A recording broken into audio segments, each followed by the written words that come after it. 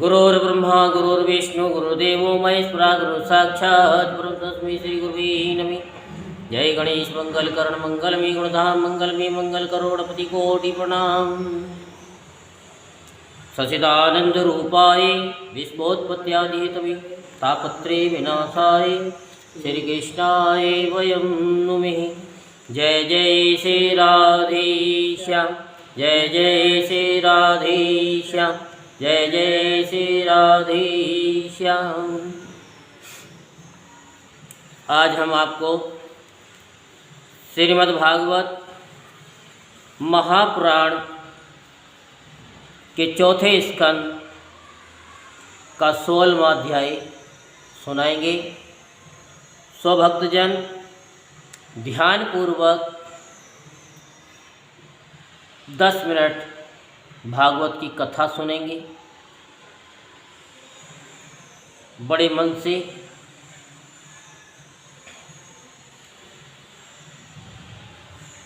तो बंदीजन द्वारा महाराज पृथु की स्तुति के बारे में आपको सुनाया जाएगा। जो राजा बैन के शरीर को मथा गया, उससे एक छोटा पुरुष निकला जो निषीद नेषाद कहलाया गया। उसके बाद में एक पुरुष निकला, उसका नाम पृथु, और एक स्त्री निकली जिसका नाम अर्ची रखा गया। स्त्री पुरुष का जोड़ा। उसके बाद देवताओं ने उनकी स्तुति की।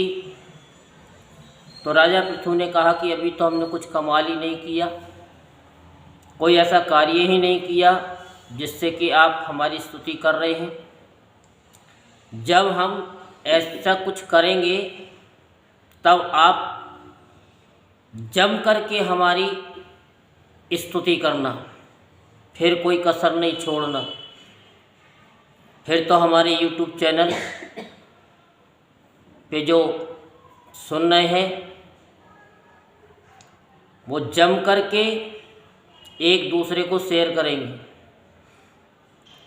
फेसबुक पे सुन रहे हैं वो भी जम करके शेयर करेंगे। बाकी तो किसी पे शेयर करने की ज़रूरत नहीं है। तो मैत्री जी कहते कि महाराज पृथु ने जब इस प्रकार कहा तब उनके वचनामृत का आस्वादन करके सूत जी गायक लोग बड़े प्रसन्न हुए।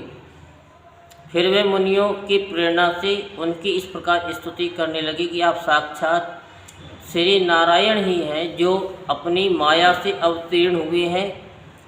हम आपकी महिमा का वर्णन करने में समर्थ नहीं है। आपने जन्म तो राजा बैन के मृतक शरीर से लिया है, बट आपके पुरुषों का वर्णन करने में साक्षात ब्रह्मा आदि की बुद्धि भी चकरा जाती है। तथापि आपके कथनामृत के आस्वादन में आदर बुद्धि रखकर मुनियों के उपदेश के अनुसार उन्हीं की प्रेरणा से हम आपके परम प्रशंसनीय कर्मों का कुछ विस्तार करना चाहते हैं। आप साक्षात श्री हरि के कला अवतार हैं और आपकी कीर्ति बड़ी उदार है। ये धर्मधारियों में श्रेष्ठ महाराज पृथु लोक को धर्म में प्रवृत्त करके धर्म मर्यादा की रक्षा करेंगे तथा उसके विरोधियों को दंड देंगे।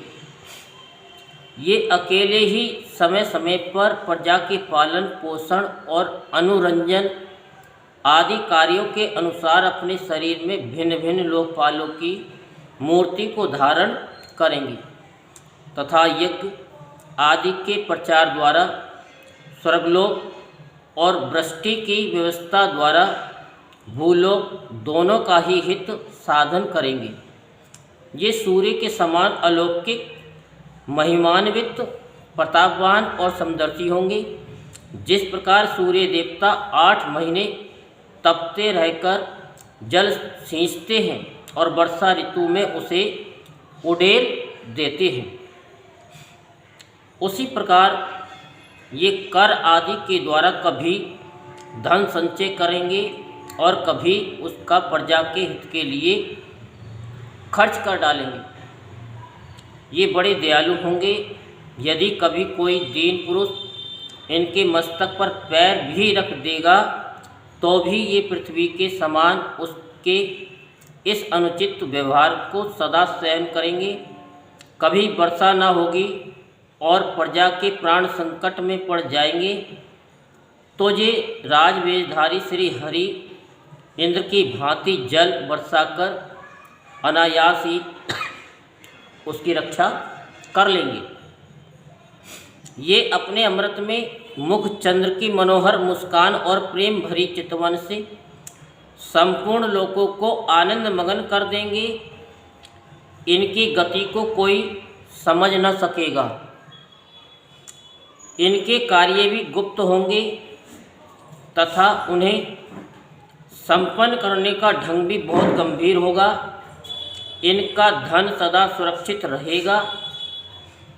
ये अनंत महात्म और गुणों के एकमात्र आश्रय होंगे। इस प्रकार मनस्वी पृथु साक्षात वरुण के समान ही होंगे। महाराज पृथु वैन रूप अग्नि के मंथन से प्रकट हुए अग्नि के समान है। शत्रुओं के लिए ये अत्यंत दुर्धर्ष और दुस्सह होंगे। ये उनके समीप रहने पर भी सेनादि से सुरक्षित रहने के कारण बहुत दूर रहने वाले से होंगे। शत्रु कभी इन्हें हरा न सकेंगे। जिस प्रकार प्राणियों के भीतर रहने वाला प्राण रूप सूत्रात्मा शरीर के भीतर बाहर के समस्त व्यवहारों को देखते रहने पर भी उदासीन रहता है, उसी प्रकार ये गुप्तचरों के द्वारा प्राणियों के गुप्त और प्रकट सभी प्रकार के व्यवहार देखते हुए भी अपनी निंदा और स्तुति आदि के प्रति उदासीनवत रहेंगे। ये धर्म मार्ग में स्थित रहकर अपने शत्रु के पुत्र को भी दंडनीय न होने पर कोई दंड न देंगे और दंडनीय होने पर तो अपने पुत्र को भी दंड देंगे।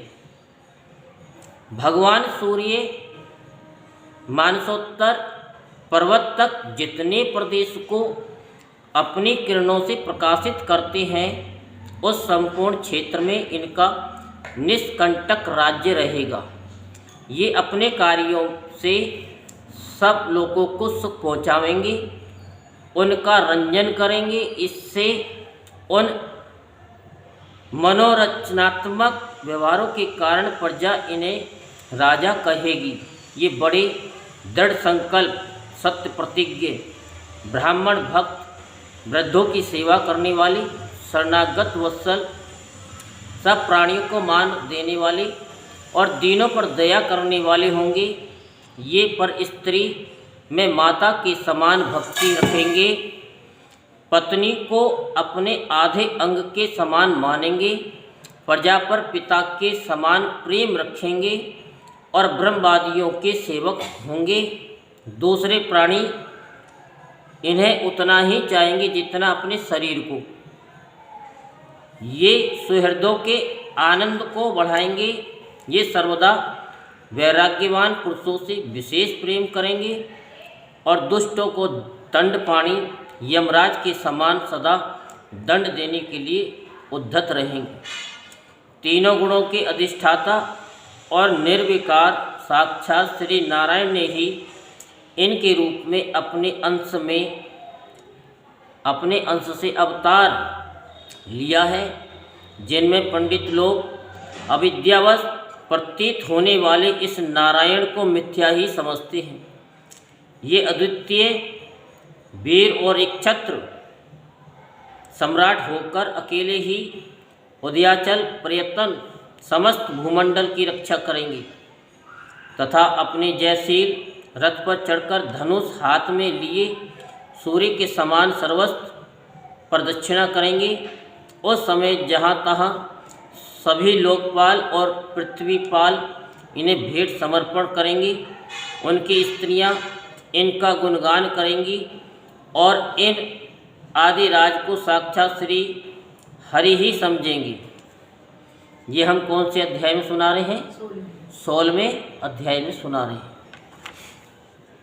ये प्रजापालक राजाधिराज होकर प्रजा के जीवन निर्वाह के लिए गौरूपिणी पृथ्वी का दोहन करेंगे और इंद्र के समान अपने धनुष के कोनों से बातों की बात में पर्वतों को तोड़ फोड़कर पृथ्वी को समतल कर देंगे। रणभूमि में कोई भी इनका वेग नहीं सह सकेगा। जिस समय ये जंगल में पूंछ उठाकर विचरते हुए सिंह के समान अपने अजगव धनुष का टंकार करते हुए भूमंडल पर विचरेंगे, उस समय सभी दुष्ट जन इधर उधर छिप जाएंगे। ये सरस्वती के उद्गम स्थान पर 100 अश्वमेध यज्ञ करेंगे। तब अंतिम यज्ञ अनुष्ठान के समय इंद्र इनके घोड़े को हर करके ले जाएंगे। अपने महल के बगीचे में इनकी एक बार भगवान सनत कुमार से भेंट होगी। अकेले उनकी भक्ति पूर्वक सेवा करके ये उस निर्मल ज्ञान को प्राप्त करेंगे जिससे परब्रह्म की प्राप्ति होती है। इस प्रकार जब इनके पराक्रम जनता के सामने आ जाएंगे तब ये परम पराक्रमी महाराज जहाँ तहाँ अपने चरित्र की ही चर्चा सुनेंगे।